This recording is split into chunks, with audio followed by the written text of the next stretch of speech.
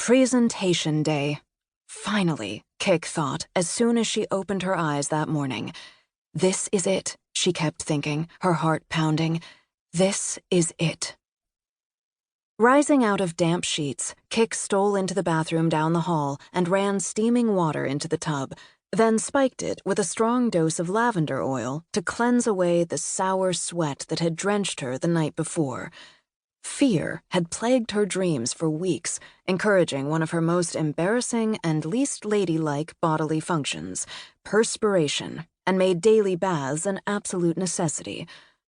Her new friend and fellow debutante, Jane Kenyon Slaney, claimed to bathe only a few times a week, and yet she was as groomed and aromatic as the gardens of Hampton Court.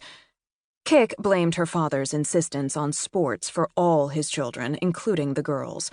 Perhaps if she hadn't exerted herself so often on tennis courts or the harbors of the Cape, she would be as dainty as Jane and the other girls who'd line up with her that day.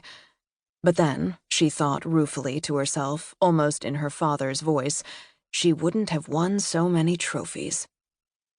Still, surely even Jane would be nervous in her place. Every photographed move Kick had made since her family's arrival in London 2 months before had been leading up to the moment when she would lower herself in a meticulously refined curtsy before King George VI and Queen Elizabeth, then drink champagne with the most essential people in England.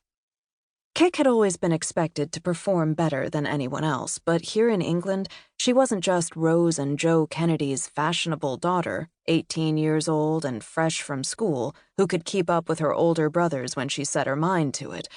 She was the daughter of Ambassador Joseph P. Kennedy, the first Irish Catholic ever to be appointed to the coveted post in this most Protestant of countries. This time, she had to succeed. There was more than a trophy on the line. She'd been waiting for a moment like this forever, through every long mass and from inside every scratchy wool uniform at Sacred Heart. A new life. And now she had a chance at it, in one of her favorite places, thank the good Lord. She'd savored a delicious taste of English society 2 years before when, on a too brief break from her year in the convent at Neuilly, she'd attended the Cambridge May balls in a swirl of music and laughter. Now that she was free of nuns and school, she was ready to embrace it all. But as Kick, not just Kathleen Kennedy. Add to all that the problem of Rosemary, her beautiful older sister who'd be presented with her that morning, whose erratic behavior could make everything impossible, and Kick judged that her fear was well-founded. A long hot soak in a fragrant tub would do her a world of good. Arms suspended in the water, Kick said a solemn Hail Mary and an Our Father before moving on to a short prayer asking God to guide her footsteps that day.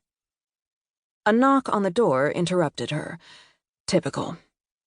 "I'm bathing," she shouted back, assuming it was Bobby, Teddy, or maybe Jean or Pat, one of her littlest siblings, who didn't give a toss about the few moments of privacy she savored in a day.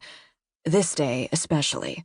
As soon as she got out of the tub, she was in for relentless hours of beauty treatments, photo shoots, and then the presentation itself, followed by the most important party of her life.